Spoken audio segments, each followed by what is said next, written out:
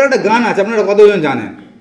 ওকে, আগে আমরা গানটা করি, তারপর আমরা এখান থেকে আজকে বিশেষ শিখবো। এটা আমার শ্বশুরমশাইয়ের মেয়ে জানে, আমি তাকে অনুরোধ করবো আমার সঙ্গে এই গানটা করার জন্য। মাইকা 6-8, ইউ নো দিস সং। আমরা শুরু করি গানটা।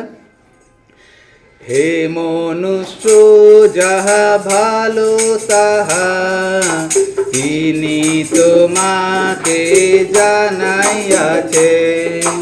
হে মনুষ্য যাহা ভালো তাহা তিনি তোমাকে জানাইয়াছে। বস্তু তো ন্যায্য আচরণ দয়ায় অনুরাগ নম্রভাব।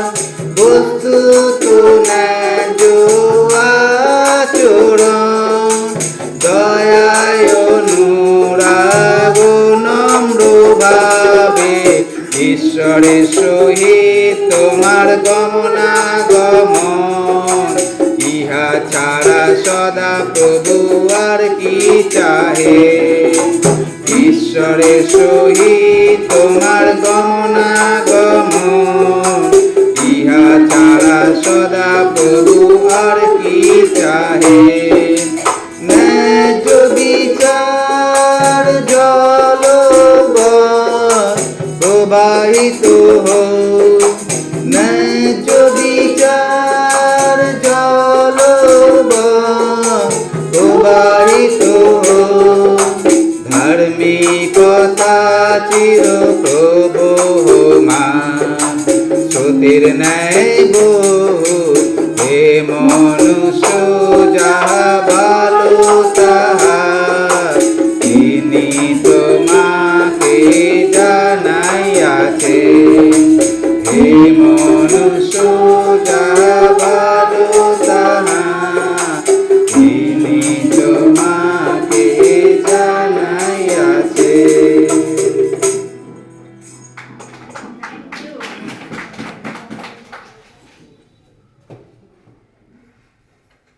এটা গানটা আপনার না জানারই কথা, তার কারণ এটা কোথাও বইয়ে নেই সাধারণত। এই গানটা এটা কোনো একজন গানের সুর দিয়েছিল আর আমরা সেখান থেকে গানটা শিখেছিলাম। আর এখানে আমি দুটো অংশ পড়েছি, একটা হচ্ছে যেটা এখান থেকে আছে, আরেকটা আছে আমোস 5:4 যেটা লাস্টের অংশটা পড়েছি, ন্যায্য বিচার জলবৎ, ওটা ওখান থেকে নেওয়া হয়েছে। তো আমরা যদি এই গানটা মাঝে মাঝে গাইতে পারি তাহলে এটা আমাদের শিখে যাব। খুব সুন্দর গানটা আছে, আমোস 5:24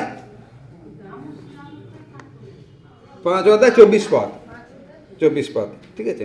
তো আমরা আজকে এখান থেকে দেখব, লেখা আছে হে মনুষ্য যাহা ভালো তা তিনি তোমাকে জানাইয়াছেন।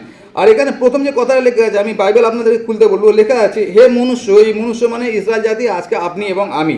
তো এখানে লেখা আছে হে মনুষ্য যাহা ভালো তিনি তোমাকে জানিয়েছেন। তিনি মনে হচ্ছে ঈশ্বর এবং আমাদেরকে জানিয়েছেন। আর এখানে ভালো বলতে আমরা যে কথাটার মানে বুঝি, এখানে আসলে ভালো বলতে সেটা বোঝানো হচ্ছে না। এখানে ভালো বলতে যেটা বোঝানো হচ্ছে সেটা তার আগের পদে লেখা আছে, 7 নম্বর পদে লেখা আছে সহস্র সহস্র মেষে ও অযুত অযুত তৈল প্রবাহে কি সদাপ্রভু প্রসন্ন হইবেন। একটা কথা লেখা আছে প্রসন্ন।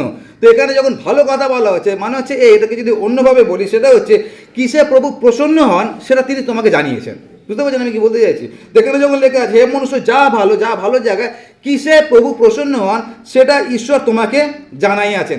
মানে আমরা সবাই জানি এই বিষয়টা নিয়ে যে ঈশ্বর কিসে প্রসন্ন হন। আর এখানে কি জানি সেই সম্পর্কে ঈশ্বর 3টে কথা বলেছেন যে যার দ্বারা আমরা ঈশ্বরকে প্রসন্ন করতে পারি, খুশি করতে পারি। আর সেই 3টে কথা কি সেটা নিয়ে আজকে আমরা আলোকপাত করব। প্রথম যে কথাটা লেখা আছে সেটা হচ্ছে এইরকমভাবে, বস্তুত ন্যায্য আচরণ। প্রথম যে বিষয়টা যার দ্বারা আমরা ঈশ্বরকে প্রসন্ন করতে পারি, খুশি করতে পারি, সেটা কি? সেটা হচ্ছে ন্যায্য আচরণ করা। আর এই ন্যায্য আচরণ মানে কি? আমরা সবাই জানি ন্যায্য আচরণ মানে কি, যেটা ঠিক সেটা করা। কিন্তু এই ঠিক এবং ভুল এটা আমাদের কাছে অনেক সময় কনফিউজিং হয়ে যায় যে কোনটা ঠিক কোনটা ভুল। আমি যেরকম সবসময় উদাহরণ দিই যে বন্ধুর উপকার করার জন্য মিথ্যা কথা বলা চলে, এটা কি ঠিক কি ভুল? তো ওই জন্য কোনটা ঠিক কোনটা ভুল ওটা আমাদের যুক্তি অনুযায়ী না, সেটা হচ্ছে ঈশ্বরের যুক্তি অনুযায়ী যেটা ঠিক সেটা আমার জন্য ঠিক, ঈশ্বরের যুক্তি অনুযায়ী যেটা ভুল সেটা আমার জন্য ভুল। তো এখানে ন্যায্য মানে কি? ন্যায্য হচ্ছে যেটা ঈশ্বরের দৃষ্টিতে ঠিক সেটা যেন আমরা করি। আর এই ন্যায্যতা সম্পর্কে এখানে যে কথাটা বলা হচ্ছে, যখন এই মাইকাতে বলা হচ্ছে, তখন এই ন্যায্যতার বিষয়ে যে বিষয়টা বলা হচ্ছে সেটা লেখা আছে 11 নম্বর পদে। দেখুন 11 নম্বর পদে একটা কথা লেখা আছে, ছোট্ট কথা কিন্তু অনেক বড় মানে আছে। লেখা আছে দুষ্টতার নিক্তিতে, নিক্তি মানে আপনারা জানেন দাড়ি পাল্লা যাকে বলে, দুষ্টতার নিক্তিতে ও ছলনার বাটখারা, বাটখারা আপনারা জানেন তো, আগেকার দিনে ছিল, এখন তো নেই, এখন ডিজিটাল হয়ে গেছে, চুরি করা আরও বেশি সহজ হয়ে গেছে। তো ওই নিক্তি এবং ছলনার বাটখারা কি আমি বিশুদ্ধ হইব? তার মানে এখানে যখন বলা যে ন্যায্য বিচার, ন্যায্য বিচারটা কার সঙ্গে সম্পর্কযুক্ত? সেটা হচ্ছে ঠকাচ্ছে মানুষ। কীভাবে ঠকাচ্ছে? দাড়ি পাল্লা ঠকাচ্ছে। আর ওই দাড়ি পাল্লা ঠকানোর বিষয়টা আমি খুব ভালোভাবে বুঝি, তার কারণ আমাদের আলুর ব্যবসা ছিল কোনো একটা সময়, আমাদের বাড়িতে দাড়ি পাল্লা সব ছিল। আর ওই পাল্লার যে দাঁড়িয়ে আছে না বাটখারা, বাটখারার ভেতরে সীসা লাগানো থাকে, আর ওই সীসাটাকে খুলে দেওয়া যাতে হালকা হয়ে যায়। আপনারা যদি কোনোদিন শিয়ালদা থেকে ফল কেনেন, কোনোদিন কিনেছেন শিয়ালদা থেকে ফল? আমি বহু বছর আমার অফিস ক্রিগ্রোতে ছিল, তো আমি ওখান থেকে সবজি কিনতাম এবং ফল কিনতাম। তো যেই ফলের দাম আমাদের লেক গার্ডেনে ছিল 200 টাকা, যদি আপেলের দাম 200 টাকা হয়, সে আপেলের দাম শিয়ালদাতে 150 টাকা। আর খুব ভালো লাগতো, আরে বাবা এত দাম কম। কিন্তু ওখানে আপনাকে যেখানে মারবে সেটা কোথায়? তো হচ্ছে ওজনে মারবে। আপনি যদি শিয়ালদা থেকে ফল কেনেন 1 কিলো, সেটা আপনি বাড়িতে গিয়ে মাপুন, যদি দাঁড়িপাল্লা থাকে দেখবেন ওখানে কম হবেই হবে। ওটা হচ্ছে শিয়ালদার হচ্ছে সব থেকে বড় 4টে গুণে বলি। আর ওখানে শিয়ালদাতে আমি বহু বছর কাটিয়েছি, তার কারণ ওখানে আমি বাইবেল কলেজে যখন ছিলাম তখন শিয়ালদা থেকে বাজার করতাম। আর আমার অফিস ছিল ক্রিগ্রোতে, বহু বছর আমি শিয়ালদা থেকে জিনিসপত্র কিনেছি। তো এখানে সেই কথাটাই লেখা আছে, আজ থেকে এত বছর আগে সেখানে ওরা বাটখারাতে চুরি করতো। তো আমাদেরকে আজকে বলা হচ্ছে আমরা যেন ওই রকম নিক্তিতে, মানে দাঁড়িপাল্লা এবং বাটখারার মাধ্যমে লোককে যেন না ঠকাই, যেন ন্যায্য বিচার করি। এখন যখন এই কথাটা বলছি, আপনাদের মাথার মধ্যে সবার চলছে যে আমাদের কারো আলুর ব্যবসা নেই, তাই তো? না, তো আমাদের আলুর ব্যবসা নেই, আমাদের কাছে দাড়ি পাল্লা আছে। আর এখন তো ডিজিটাল হয়ে গেছে, ডিজিটাল চুরি করা আরও সহজ হয়ে গেছে, জানেন তো? ও বোতাম টিপে চুরি করা যায় খুব সহজে। তো আমাদের তো আলুর ব্যবসা নেই, সুতরাং আমরা কিছু করে চুরি করতে পারি, আমরা কীভাবে অন্যায় করতে পারি। তার মানে আমরা সবাই ন্যায্য আচরণ করছি। কিন্তু আমাদের জীবনে অনেক কিছু আছে যেগুলো হয়তো আমরা বুঝতেও পারি না, জেনে বা না জেনে, বুঝে বা না বুঝে অনেক কিছু আমাদের জীবনে আছে, সেটা হচ্ছে আমরা হয়তো না জেনে অন্যায্য কাজ করছি। আমি উদাহরণ দিই, সেটা হচ্ছে এরকমভাবে, সেটা হচ্ছে দেখবেন আমাদের অনেক সময় আমাদের যে প্লেট আছে, আমাদের যে খাবার প্লেট আছে, তার মধ্যে দেখবেন খাসির মাংসের পিস এতগুলো থাকে যে আমরা খেয়েও যেটা অতিরিক্ত আসলে ডাস্টবিনে ফেলে দিতে পারি। মন দিয়ে শুনবেন আমি কি বলছি। আমাদের প্লেটে খাসির মাংসের পিস এতগুলো থাকে, যে খাসির মাংস আজকে কিলো কত করে? 800 থেকে 900 টাকা কিলো। অথচ ওই খাসির মাংসের পিস এতগুলো থাকে যে আমরা গলা পর্যন্ত খেতে পারি, আর বাকিটা আমরা ডাস্টবিনে ফেলে দিতে পারি। যখন আমরা ওটা করছি তখন আমাদের মাথায় কি একবারও আসে না যে আমাদেরই মণ্ডলীতে বা আমাদেরই চারপাশে হয়তো অনেক ভাই বোনরা আছে যারা সারাদিনে 1 প্লেট পান্তাও তারা খেতে পারছে না। এখন যদি আপনাদেরকে জিজ্ঞাসা করি যে এটা কোন ধরনের ন্যায্যতা হচ্ছে যে আমার প্লেটে এতগুলো খাসির মাংস খেয়ে পরিতৃপ্তি ফেলে দিয়েছি আর আমার পাশের লোক খেতে পারছে না, এটা কি ন্যায্যতা মনে হয়? সুতরাং আমরা যদি দাঁড়িপাল্লার কথা ভাবি, শুধু দাঁড়িপাল্লার কথা না, আমার প্লেটের খাবারগুলো যখন নষ্ট করছি, আরও যেন আমার খাবার নষ্ট করতে অত্যন্ত কষ্ট লাগে। তার কারণ আমি অতিরিক্ত আছে বলে আমি ওটা খেয়ে ডাস্টবিনে ফেলে দিতে পারছি, কিন্তু আমার পাশের জন সে হয়তো সারাদিনে খেতে পারছে না, সে হয়তো ওই একটা শুকনো ভাতের জন্য বা শুকনো রুটির জন্য সে হয়তো সকাল থেকে অপেক্ষা করে বসে আছে। সুতরাং আমরা যারা বিশ্বাসী আছি, আমরা কিভাবে আমাদের অর্থকে ব্যবহার করছি ওটা আমাদেরকে মন দিয়ে ভাবতে হবে। আর সেই জন্য আন্টি আজকে 3-4 সপ্তাহ ধরে একই কথা বলে আছে, সেটা কি? আপনাদের সারাদিনের যে দুপুরের খাবারের পয়সাটা ওটা দান বক্সে দিন। কেন? যারা খেতে পায় না তারা যেন পায়। তো আমরা অনেক বিষয় বুঝে বা না বুঝে অন্যায্য কাজ করে ফেলি। আর দ্বিতীয় যেটা কি, সেটা হচ্ছে দেখবেন আমাদের অনেকের জামা কাপড় কেনার শখ আছে, প্রয়োজন নেই, শখ আছে। প্রত্যেক মাসে আমাদেরকে জামা প্যান্ট কিনতেই হয়, আর ওগুলোকে যখন রাখার জায়গা দেখে না, নতুন একটা আলমারি কেনা হয়। যখন আমরা আলমারি কিনি আমাদের দেখবেন চার্চে কেন দেরি হয়ে যাচ্ছে আমি বুঝতেই পারছি না কোন জামাটা পরবো। ওটা সিদ্ধান্ত নিতে নিতে আমার চার্চে দেরি হয়ে যাচ্ছে। তার মানে আমাদের অতিরিক্ত আছে, তারপরে আমরা শখে জামা কাপড় কিনছি। যখন আমরা শখে জামা কাপড় কিনছি আমাদের মাথায় কি একবারও আসে না যে আমার মণ্ডলীতে, আমার আশেপাশে হয়তো আরও অনেকে আছে যারা এই শীতকালে তাদের কাছে পর্যাপ্ত সোয়েটারও নেই পরার জন্য, তারা কাঁপতে কাঁপতে মণ্ডলীতে আসে। অথচ আমার কাছে এত টাকা আছে যে আমার আলমারি ভর্তি, তারপরে শখ করে আমি আবার কাপড় কিনছি। আর তারপরে দেখবেন আমাদের অনেকের বাড়ির আমাদের যে ডাইনিং রুম আছে, এত বড় ডাইনিং রুম আছে যে সেখানে ফুটবল খেলা যাবে। আমরা কী করবো ডাইনিং রুমে? ফুটবল খেলবো। অথচ আমাদেরই মণ্ডলীতে আমারই পাশের বাড়ির লোকটা সে হয়তো ঠান্ডার মধ্যে ফুটপাতে ঘুমাচ্ছে, আমাদের মাথায় কি একবারও আসে না? তো যখন আমরা এই কথাগুলো ভাবি যে আমাদের প্লেটে এত খাবার খেয়ে আমরা ফেলে দিচ্ছি, আমাদের আলমারিতে এত পোশাক, তারপরে শখের জন্য এই পোশাক কিনছি, আমাদের বাড়ি এত বড় যে সেখানে ফুটবল খেলা যাবে, অথচ পাশের বাড়ির আমার ভাই আছে, বোন আছে, তার কথা আমি ভাবছি না, এটা আমাদের কাছে কোন ন্যায্যতা? এখন আপনারা বলতে পারেন যে আমি বাইবেলের অপব্যাখ্যা করছি, তার কারণ বাইবেলে পুরোপুরি লেখা আছে এটা পাল্লা বাটখারা সম্পর্কে বলা হচ্ছে, আর এই টেকো পা দিয়ে আমাদেরকে ভুল বোঝাচ্ছে, এটা আমরা ভাবতে পারি।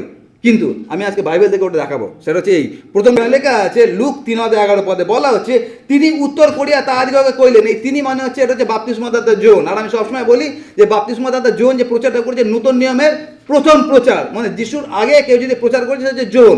তো জনের প্রচারটা শুনুন এখানে কি বলছে। তিনি উত্তর করিয়া তাহাদিগকে কহিলেন, যাহার 2টি আংরাক্কা আছে, কি করুক সে? যার নাই। কিন্তু আমরা আজকে কি করছি? আলমারি ভর্তি আরেকটা আলমারি কিনছি। কেন? আমার জামা কাপড় এত আছে, রাখার জায়গা নেই। এখানে জোন যে শিক্ষাটা দিচ্ছে, কি শিক্ষা দিচ্ছে?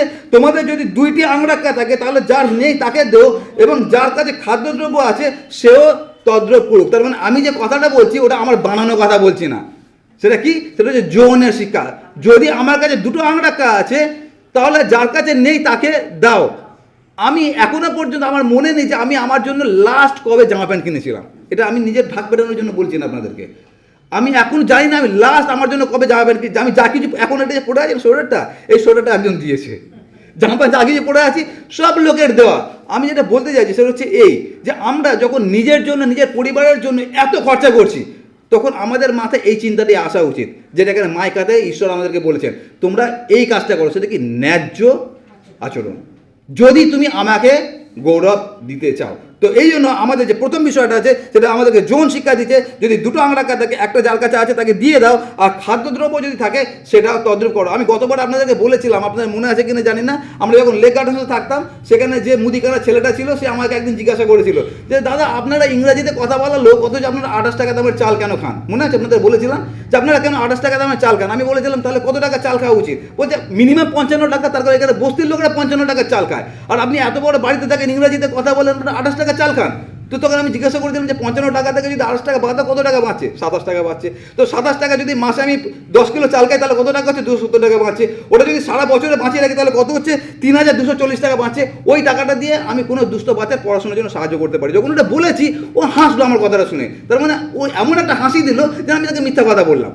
এটা হতেই পারে না। আর এটা খ্রিস্টানদের কাছেও আচ্ছা হাস্যকর ব্যাপার হয়ে গেছে, যে পাঁচবাবু যে কথাগুলো বলছে এগুলো কি অযৌক্তিক কথাবার্তা? এটা অযৌক্তিক কথাবার্তা নেই, এটাই হচ্ছে খ্রিস্টীয় জীবন হওয়া উচিত। দিতে যাই, যদি সত্যি তাকে আমরা প্রশংসিত করতে চাই বা তাকে আমরা প্রসন্ন করতে চাই, তাহলে যেটা করতে হবে সেটা হচ্ছে আমাদের মধ্যে যেন ন্যায্য বিচার থাকে। তো জোন আমাদেরকে শিখিয়েছে, যদি 2টো আংরাক্কা থাকে, যার নেই তাকে দিয়ে দাও। আর তার থেকে বড় কথা যেটা আমাদেরকে শিখিয়েছে, সেটা হচ্ছে মতি লিখিত সুসমাচার তার 25 অধ্যায়। আর একটা সুন্দর কথা লেখা আছে, আমি পড়ছি আপনাদের জন্য, মতি তার 25 অধ্যায়, আর সেখানে আমি পড়বো 35 পদ থেকে। দেখুন কীভাবে লেখা আছে সেখানে, মতি 25 অধ্যায়, আর আমি পড়ছি 35 পদ থেকে। এরকমভাবে লেখা আছে, বলা হচ্ছে, আমি ক্ষুধিত হইয়াছিলাম আর তোমরা আমাকে আহার দিয়াছিলে, পিপাসিত হইয়াছিলাম আর আমাকে পান করাইয়াছিলে, অতিথি হইয়াছিলাম আর আমাকে আশ্রয় দিয়াছিলে, বস্ত্রহীন হইয়াছিলাম আর আমাকে বস্ত্র পরাইয়াছিলে, পীড়িত হইয়াছিলাম আর আমার তত্ত্বাবধান করিয়াছিলে, কারাগারস্থ হইয়াছিলাম আর আমার নিকটে আসিয়াছিলে। তখন ধার্মিকেরা উত্তর করিয়া তাহাকে বলিবে, প্রভু, কবে আপনাকে ক্ষুধিত দেখিয়া ভোজন করাইয়াছিলাম, কিংবা পিপাসিত দেখিয়া পান করাইয়াছিলাম? কবেই বা আপনাকে অতিথি দেখিয়া আশ্রয় দিয়েছিলাম, কিংবা বস্ত্রহীন দেখিয়া বস্ত্র পরাইয়াছিলাম? কবেই বা আপনাকে পীড়িত কিংবা কারাগারস্থ দেখিয়া আপনার নিকটে গিয়েছিলাম? তখন রাজা উত্তর করিয়া তাহাদিগকে বলিলেন, আমি তোমাদিগকে সত্য কহিতেছি, আমার এই ভাতৃগণের এই ক্ষুদ্রতমের দিগের মধ্যে একজনের প্রতি যখন উহা করিয়াছিলে, তখন আমারই প্রতি। বুঝতে পারছেন এই কথাটা মানেটা কি? এটাও চলতি ভাষায় বলি। সেটা যে প্রভু যিশু বলছেন, যখন আমার কাছে বস্ত্র ছিল না, তখন তুমি আমাকে বস্ত্র দিয়েছিলে। আমার প্লেটে খাবার ছিল না, তুমি আমাকে খাবার দিয়েছিলে। আমার গ্লাসে জল ছিল না, তুমি আমাকে জল দিয়েছিলে। আমি যখন অসুস্থ হয়েছিলাম, তুমি আমাকে দেখতে এসেছিলে। আমি যখন কারাগারে ছিলাম, তুমি আমাকে দেখতে এসেছিলে। আর তখন বলা হচ্ছে, প্রভু কখন এটা হলো? এটা তো হয়নি। আর তারপরে প্রভুর যে উত্তর, সেটা হচ্ছে, এই ক্ষুদ্রতমের মধ্যে কারোর প্রতি তুমি যখন এটা করেছো, আমার প্রতি করেছো। এই শিক্ষাটার মানেটা কি? এই শিক্ষাটার মানে যেটা আমি এই মুহূর্তে বললাম, আমার প্লেটে খাসির মাংস, 900 টাকা দামের খাসির মাংস, এতগুলো পিস আছে, আমি গলা পর্যন্ত খেয়ে বাকিটা আমি ফেলে দিতে পারছি। তখন যিশুর এই কথাটা যেন আমাদের মাথায় একবার বাজে। সেটা কি? আমি ক্ষুধিত ছিলাম, তুমি আমাকে আহার দিয়েছিলে। আমরা দিই, কিন্তু আমরা যেটা দিই সেটা কি? অতিরিক্ত থেকে আমরা অন্যকে দিই। কিন্তু আমি যে কথাটা বলি সেটা হচ্ছে, অতিরিক্ত থেকে দেওয়াটা ওটা এমন কিছু আহামারি কাজ নয়। নিজের পেট কেটে অন্যকে দেওয়াটা ওটা হচ্ছে আহামরি কাজ আছে। এখানে প্রভু যিশু আমাদের ওই জিনিসটা শেখাচ্ছে। সেটা হচ্ছে যিশুর প্রতি আমাদের করার দরকার নেই, কিন্তু যখন ক্ষুদ্রতম দিকের প্রতি করছি, ওটাই আমরা প্রভু যিশুর প্রতি করছি। আর সেই জন্য আমি যে শিক্ষাটা দিচ্ছি, ওটা আমার শিক্ষা না, ওটা যে যোহনের শিক্ষা, ওটা যে প্রভু যিশুর শিক্ষা। আর সেই জন্য আমরা যখন এই 3টে কাজ করতে যাচ্ছি, সেটা কি? যখন আমরা খাবার খেতে যাচ্ছি, যখন কাপড় কিনতে যাচ্ছি, এবং যখন বাড়িতে ঢুকছি, এই 3টে জিনিস যেন আমাদের মাথায় আসে। সেটা কি? সেটা হচ্ছে ন্যায্য আচরণ যেন তোমাদের মধ্যে থাকে, যদি আমরা ঈশ্বরকে প্রসন্ন করতে করতে চায়। এটা হচ্ছে প্রথম বিষয় আজকে আমাদের জন্য, যেটা আমাদের আজকে বিশেষ শিক্ষা আছে। সেটা কি? সেটা হচ্ছে এই যে আমরা আমাদের যা কিছু আছে সেটা দিয়ে যেন অন্যের পাশে আমরা দাঁড়াতে পারি। আমি কিছুদিন আগে আপনাদেরকে বলেছিলাম না যে বড় মোমবাতি থেকে 70টা বা 80টা মোমবাতি জ্বলেছিল, বড় মোমবাতির আলো কমে যায়নি। আমরা যখন অন্য মানুষের জন্য আমাদের পকেটে হাত দিই, আমি আপনাদেরকে গ্যারান্টি দিচ্ছি আপনার পকেট কোনোদিন খালি হবে না। তার কারণ আপনি ঈশ্বরের গৌরবার্থে আপনার পকেটে হাত দিচ্ছেন, আর সেই জন্য আমরা যেন ঈশ্বরকে দিই। দ্বিতীয় যে বিষয়টা এখানে ঈশ্বর আমাদেরকে শেখাচ্ছেন সেটা হচ্ছে মালাকি থেকে। প্রথম বিষয়টা কি বলা হয়েছে? সেটা হচ্ছে তোমরা ন্যায্য আচরণ করো। দ্বিতীয়টা কি লেখা আছে? সেটা হচ্ছে দয়ার অনুরাগ। দয়ার অনুরাগ মানেটা কি? দয়ার অনুরাগ মানে এটা ইংরেজিতে দেখলে ভালো বুঝতে পারবে। সেটা হচ্ছে লাভ মার্সি, মানে হচ্ছে অন্যের প্রতি দয়া দেখানো বা দয়া তোমরা ভালোবাসো। এই কথাটা মানেটা কি? সেটা হচ্ছে এই এই এই বিষয়টা ব্যাখ্যা করার জন্য প্রভু যিশু আমাদেরকে একটা দুর্দান্ত শিক্ষা দিয়েছে, যেটা লেখা আছে লুক লিখিত সুসমাচার তার 10 অধ্যায়। আপনারা জানেন কি লেখা আছে লুক লিখিত সুসমাচার 10 অধ্যায়? আমি পড়ছি, আপনারা শুনবেন। লুক তার 10 অধ্যায়, আর সেখানে এরকমভাবে লেখা আছে 30 পদ থেকে লেখা আছে, এই কথা লইয়া যিশু বলিলেন, এক ব্যক্তি জেরুজালেম হইতে জিরিওতে নামিয়া যাইতেছিল। কি ঘটনাটা কি? জেরুজালেম হইতে দয়ালু সমরীয়।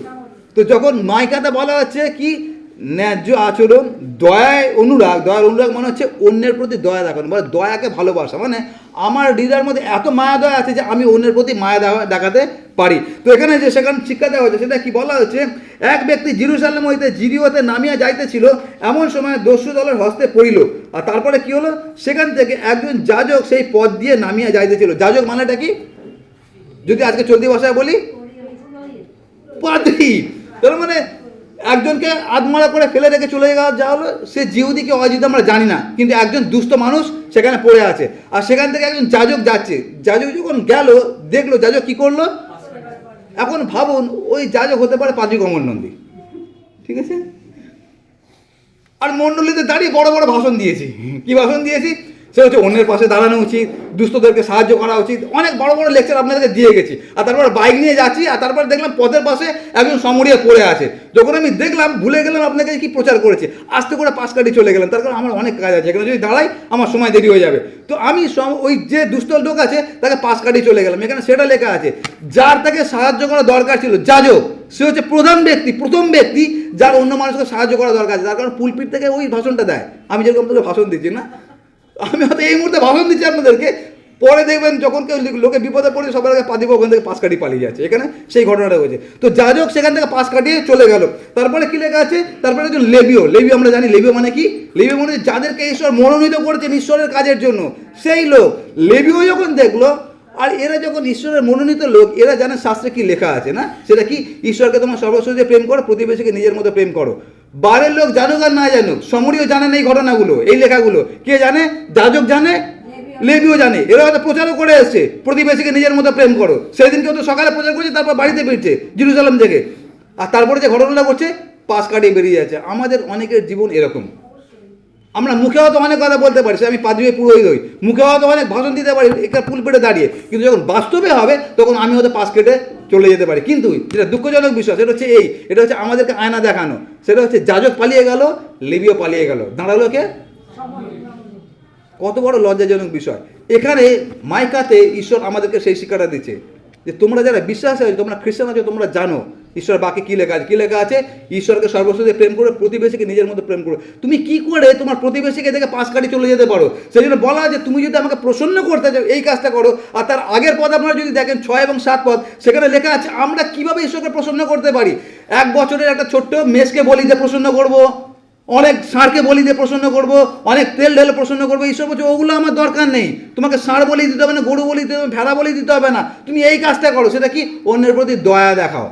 যেটা করণীয় সেটা তোমরা করছো না, যেটা করণীয় না নিজের মনের মতো মন গড়া করে তোমরা আমাকে প্রসন্ন করার চেষ্টা করছো, ওরকমভাবে তোমরা আমাকে প্রসন্ন করতে পারবে না। সেটা হচ্ছে দয়া দেখাও। আর এই ব্যাপারটা বিশেষ করে দয়ালু সমরীয়, এটা আমি জীবন থেকে খুব ভালোভাবে উপলব্ধি করেছি। আর ওই জন্য যখন এটা আমি প্রচার করি, আমার হৃদয় থেকে কথাগুলো বেরোয়। কোনো একটা সময় এরকম ঘটনা ঘটলো, আমি এবং আমার স্ত্রী, তখন আইজ্যাক জন্মায়নি। তো আমি আমার স্ত্রী, আমরা দুজনেই কোনো একটা কারণে আমাদের দুজনেই চাকরি চলে গিয়েছিল। আমরা খুব একটা কঠিন পরিস্থিতির মধ্যে দিয়ে যাচ্ছিলাম আর্থিকভাবে। আর সেরকম একটা সময় আমার মনে আছে, স্বর্ণর জ্বর হয়েছিল, শরীর খারাপ হয়েছিল। স্বর্ণকে আমরা ডাক্তারের কাছে নিয়ে যেতে পারিনি, তার কারণ আমাদের কাছে ডাক্তারের ফি ছিল না। ডাক্তারকে যে পয়সা দেবো সেই পয়সাটা আমাদের কাছে নেই। তো জ্বরটাকে ওরকম প্যারাসিটামল খেয়ে হজম করে তারপরে সেরে গেছিলো। ওরকম একটা পরিস্থিতির মধ্যে দিয়ে আমরা কোনো একটা সময় যাচ্ছিলাম। আর অনবরত প্রার্থনা করে যাচ্ছি, মিনিস্ট্রি কাজ মিনিস্ট্রির মধ্যে চলছে, কিন্তু আমাদের দুজনের চাকরি নেই। কীভাবে খাচ্ছি, কীভাবে চলছে, ওটা ঈশ্বরই জানে। ওই রকম একটা কঠিন পরিস্থিতির মধ্যে দিয়ে যাচ্ছি আর অনবরত প্রার্থনা করছে, প্রভু তুমি আমাদের পরিস্থিতি জানো, তুমি আমাদেরকে এখান থেকে উত্তীর্ণ করো। আর যখন প্রার্থনা করছি দেখবেন আমাদের অনেক সময় প্রার্থনা তো উত্তর পায় না, বলছে উল্টো ঘটনা ঘটে। তো আমরা যখন এইরকম একটা কঠিন পরিস্থিতির মধ্যে দিয়ে যাচ্ছি, দুজনে প্রার্থনা করছি, শহরের বুকে আমরা পুরো একা। আর তারপরে যে ঘটনাটা ঘটলো সেটা হচ্ছে আমাদেরকে বলা হলো যে আমরা যেই ঘরে থাকছি ওই ঘরটা হচ্ছে ভাড়া ঘর ছিল, আর ওখানে তখন 3,000 টাকা করে ভাড়া দিতে হতো। তো যে ভাড়া ঘরে আমরা থাকতাম আমাদেরকে বলা হলো ঘরটা ছেড়ে দিতে হবে। 2 মাস আমাদেরকে টাইম দেওয়া হলো। ভাবুন, অলরেডি আমাদের চাকরি নেই, নুন আনতে পান্তা পুরো অবস্থা, জ্বরের জন্য ডাক্তার দেখাতে পারছি না, তারপর আমাদেরকে বলা হলো তোমাদেরকে ঘর ছাড়তে হবে। 2 মাস হাতে সময় দেওয়া হলো। তখন আমাদের ব্যাংকে 2 থেকে 2,500 টাকা পড়ে আছে। আমরা দুজনে চাকরি করতাম, কিন্তু আমরা যা কিছু ইনকাম করতাম আমাদের একটু ওই কী বলবো ব্যায়াম আছে, 28 টাকার চাল খাওয়া যাতে অন্যকে সাহায্য করতে পারি। তো সেগুলো যা কিছু উপার্জন করেছিলাম সব শেষ, 2,000 টাকা বা 2,500 টাকা পড়ে আছে। আর আমাদেরকে বলেছে এখান থেকে ঘর ছেড়ে চলে যা। তো আমরা বুঝতে পারলাম না কী করবো, মাথার উপরে পুরো বজ্রাঘাত পড়লো। আর তারপর আমরা অনেক প্রার্থনা করছি যে কী করা যায়। আমরা ভাবলাম অন্য জায়গায় আবার ভাড়া চলে যাবো, কিন্তু অন্য জায়গায় ভাড়া অনেক ভাড়া আছে। আর ওরকম আমরা একটা সমস্যার মধ্যে দিয়ে যাচ্ছি। তখন আমার দাদার সঙ্গে এবং দিদির সঙ্গে যখন কথা হলো, ওরা বললো যে তুই কেন আবার অন্য জায়গায় ভাড়া থাকতে যাবি, এখানে তো তোর জমি আছে, মানে আমার বাবার জমি ওখানে আছে, তো ওখানে তুই চলে আয়, ঘর বানিয়ে চলে আয়। আমার পরিকল্পনা ছিল কোনোদিন আমি আমার ওখানে ফিরে যাব না, আমি সারা জীবন এরকম প্রভুর কাজ করবো আর বাইরেই থাকবো। কিন্তু আমার দাদা এবং আমার দিদি বললে, এবং তারপরে আমরা যখন প্রার্থনা করলাম, স্বর্ণ আমাকে বললো এই কথাটা, সেটা হচ্ছে হতে পারে যে প্রভু হয়তো চান আমরা ওখানে গিয়ে প্রভুর কাজ শুরু করি, তার কারণ ওটা এমন একটা জায়গা আছে যারা প্রভুর কথা জানে না। তো আমরা এইটাই সিদ্ধান্ত নিই যে আমরা ওখানে চলে যাই, ওখানে আমরা প্রভুর কাজ করবো। কিন্তু ওখানে যে যাবো, ওখানে বাড়ি কোথা থেকে বানাবো? ব্যাংকে পড়ে আছে 2,000 টাকা বা 2,500 টাকা, একটা ইটেরই দাম 10 থেকে 12 টাকা, বাড়ি কী করে বানাবো? আর তখন আমার মাথায় এটা এসেছিলো, কী এসেছিলো সেটা যে গান করেছি না, ন্যায্য বিচার জলবৎ প্রবাহিত হোক, ধার্মিকতা চির প্রবহমান। গানটা আমি জানি তো, যেহেতু গানটা জানি আমার মাথায় আসলো কি খ্রিস্টানরা ন্যায্য বিচার করবে, খ্রিস্টানদের মধ্যে অনেক মায়া দয়া আছে। আমি কি করলাম, যত খ্রিস্টানদেরকে চিনি, স্বর্ণ যত খ্রিস্টানদেরকে চেনে, সবার আমরা দরজা গিয়ে ধাক্কা দিলাম যে আমরা এখন বিপদে পড়েছি, আপনারা আমাদেরকে সাহায্য করুন। আর আমরা যে সাহায্যটা চেয়েছিলাম, এই সাহায্য চেয়েছিলাম, কারোর থেকে আমরা ফ্রিতে টাকা চাইনি।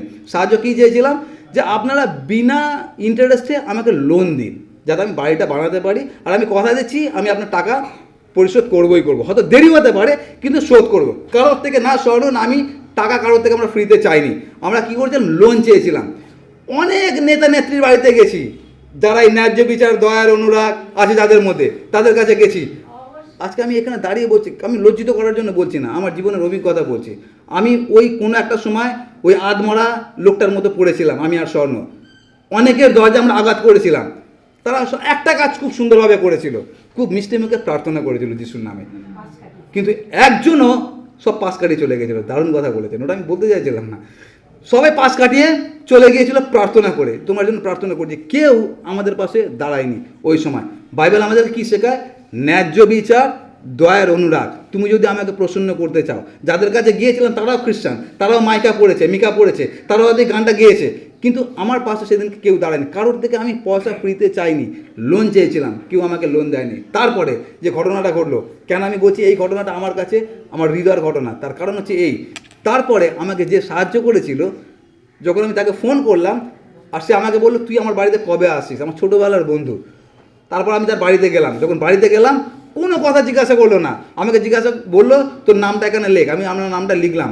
তো তার চেক বই বের করলো, যখন অ্যামাউন্টটা লিখছে আমি পুরো অবাক হয়ে গেলাম।